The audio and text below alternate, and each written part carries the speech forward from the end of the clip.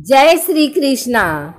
आइए सुनते हैं सुख सागर के चौथे स्कंद का 6वां, 7वां एवं 8वां अध्याय। ब्रह्मा जी के एक पुत्र का नाम अधर्म था। उसकी पत्नी का नाम मृषा था। उसके एक पुत्र हुआ जिसका नाम दंभ था। उसके एक पुत्री भी थी जिसका नाम माया था। दंभ और माया से लोभ और निकृति सठता का जन्म हुआ। उनसे क्रोध और हंसी तथा कली कलह और उसकी बहन दुरुक्ति गाली उत्पन्न हुई। दुरुक्ति से भय और मृत्यु उत्पन्न हुए तथा दोनों के संयोग से यातना और निरर्थक नरक का जोड़ा उत्पन्न हुआ। अधर्म का यह वंश प्रलय का कारण बना। 7वां अध्याय प्रारंभ। स्वयंभू मनु और महारानी शतरूपा के प्रियव्रत और उत्तानपाद नाम के 2 पुत्र थे। उत्तानपाद की 2 पत्नियां थीं जिनके नाम सुनीति और सुरुचि था। सुरुचि राजा की प्रिय पत्नी थी। सुनीति के पुत्र का नाम ध्रुव था। एक दिन राजा उत्तानपाद की गोदी में सुरुचि का पुत्र उत्तम खेल रहा था। उसी समय सुनीति का पुत्र ध्रुव भी वहां आ गया। वह भी अपने पिता उत्तानपाद की गोदी में बैठकर खेलना चाहता था, परंतु सुरुचि ने ध्रुव से कहा, बच्चू, तू राज सिंहासन पर बैठने का अधिकारी नहीं है। यदि तू पिता की गोद और राज सिंहासन की इच्छा रखता हो तो वन में जाकर तपस्या करके भगवान नारायण को प्रसन्न कर। ध्रुव को फटकार कर सुरुचि ने उसे उसकी माता सुनीति के पास भेज दिया। वह रोता हुआ अपनी माता के पास पहुंचा। माता सुनीति ने बालक ध्रुव को अपनी गोद में बैठाकर चुप कराया और कहा, तू श्री हरि के चरणों की आराधना कर। उन्हीं की आराधना करने से तुम्हारे दादा श्री ब्रह्मा जी को सर्वश्रेष्ठ पद प्राप्त हुआ था। कुछ दिन बाद नारद जी वहां आए और उन्होंने ध्रुव को भक्ति भाव का ज्ञान देकर समझाया कि ओम नमो भगवते वासुदेवाय नमः का जाप करो, इससे तुम्हारा कल्याण होगा।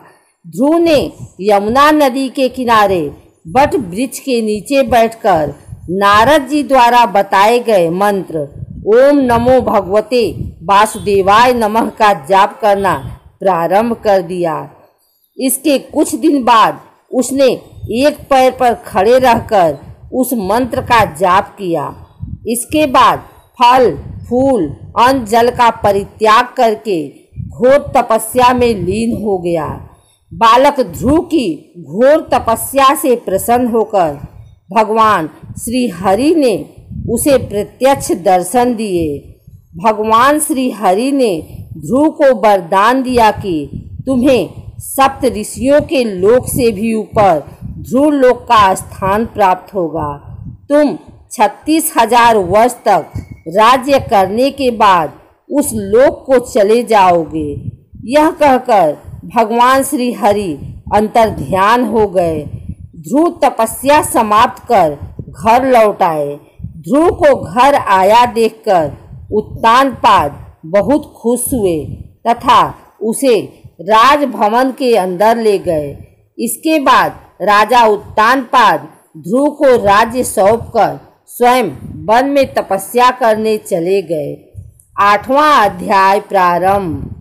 ध्रुव का विवाह शिशु कुमार की पुत्री भ्रमी के साथ संपन्न हुआ।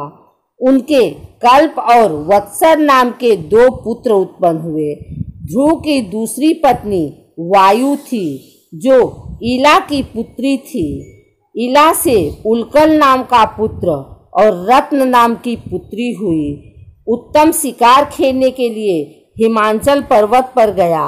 वहां उसको यक्षों ने मार डाला। कुछ समय बाद उसकी माता भी परलोक सिधार गई।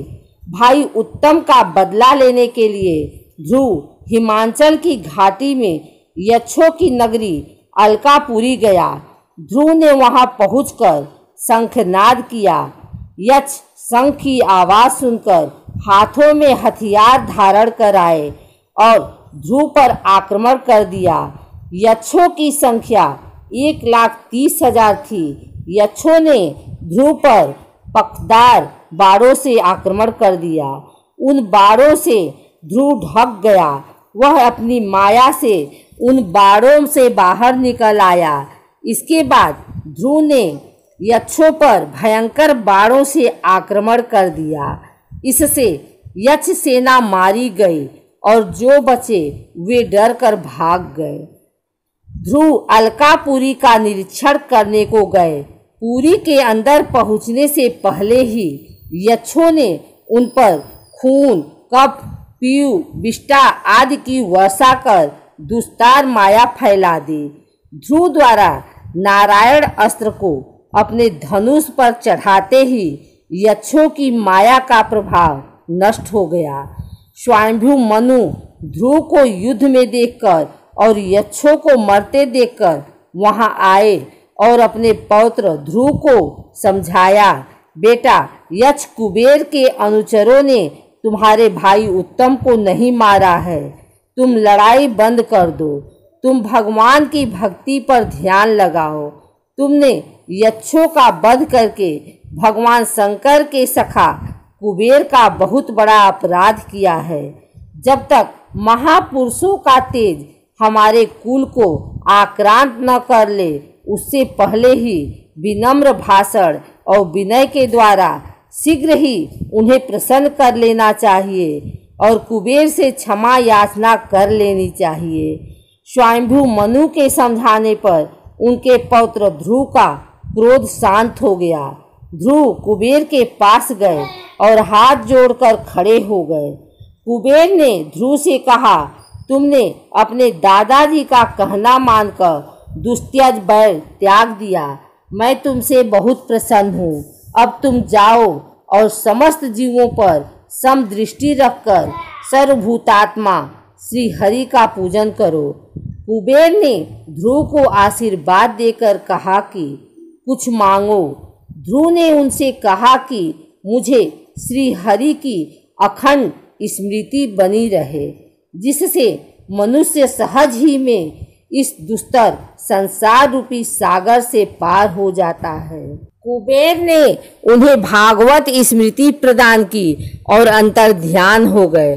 ध्रुव ने 36,000 वर्ष तक राज्य किया और फिर अपने पुत्र उत्कल को राज्य सौंपकर बद्रिकाश्रम चले गए। वहां उन्होंने श्री हरि की तन मन से भक्ति कर भगवान को प्रसन्न करके भगवत स्मृति प्राप्त की। भगवान के पार्षद विमान लेकर आए और ध्रुव को उसमें बैठाकर ध्रुव लोक को चले गए।